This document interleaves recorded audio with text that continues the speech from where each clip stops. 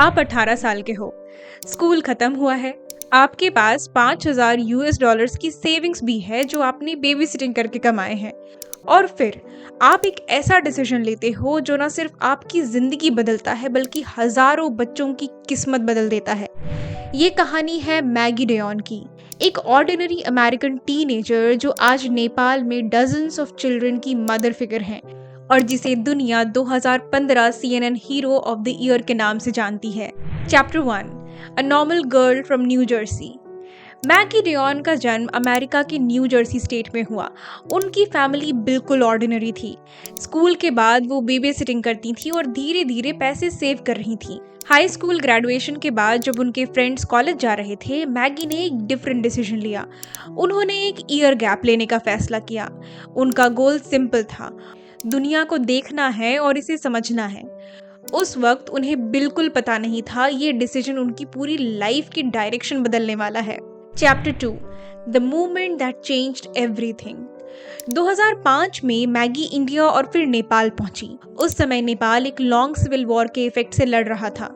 गरीबी, डिस्प्लेसमेंट और orphan children हर जगह नजर आ रहे थे।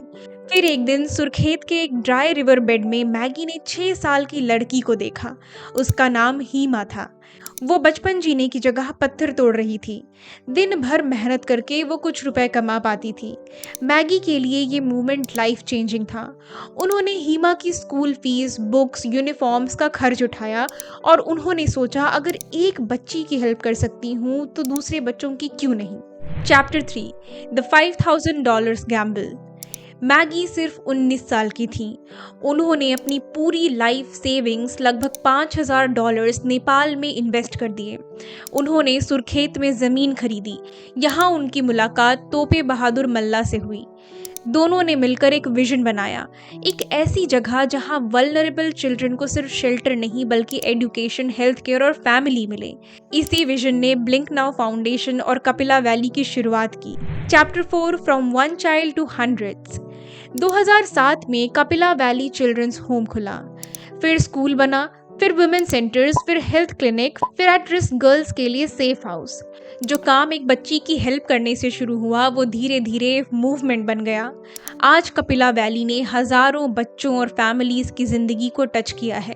स्कूल में मॉडर्न क्लासरूम्स हैं, स्टूडेंट्स को न्यूट्रिशियस मील मिलते हैं, हेल्थ केयर मिलता है, करियर गाइडेंस मिलती है और सबसे इम्पॉर्टेंट उन्हें एक सेफ इन्वायरमेंट मिलता है। Chapter 5, recognition from around the world. दुनिया ने भी मैगी के काम को नोटिस करना शुरू कर दिया।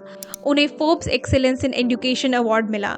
दलाई लामा ने उन्हें अनसंग हीरो ऑफ कंपैशन का अवार्ड दिया और 2015 में मैगी डेयोन बनी CNN hero of the year. लेकिन उनके लिए अवार्ड्स कभी भी गोल नहीं थे। उनका फोकस हमेशा बच्चों पर रहा। Chapter 6, the tragedy no one saw coming. हर इंस्पिरेशनल स्टोरी के पीछे स्ट्रगल होता है और मैगी की लाइफ में भी एक ऐसा चैप्टर आया जो सब कुछ तोड़ सकता था। 2015 में रवि नाम का एक छोटा सा बच्चा जिसे मैगी अपने बेटे की तरह पाल रही थी, एक एक्सीडेंटल ड्राउनिंग में गुजर जाता है।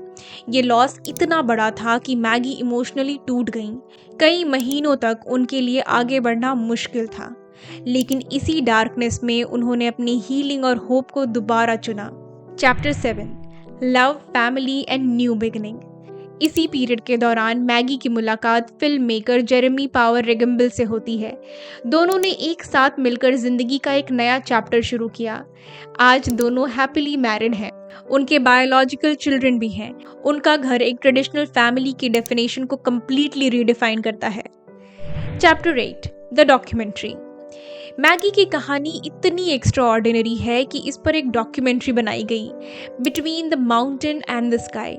फिल्म लगभग 10 साल के फुटेजेस पर बेस्ड है। इसमें ग्रीफ, लॉस, स्ट्रगल, रेजिलियंस भी दिखाया गया है। यही वजह है कि डॉक्यूमेंट्री ने इंटरनेशनल फिल्म फेस्टिवल में अवार्ड जीते और ऑडियंस को डीपली इमोशनली कनेक्ट किया। आज मैगी और उनकी टीम नेपाल में चिल्ड्रन, विमेन, फैमिलीज के लिए काम कर रही हैं।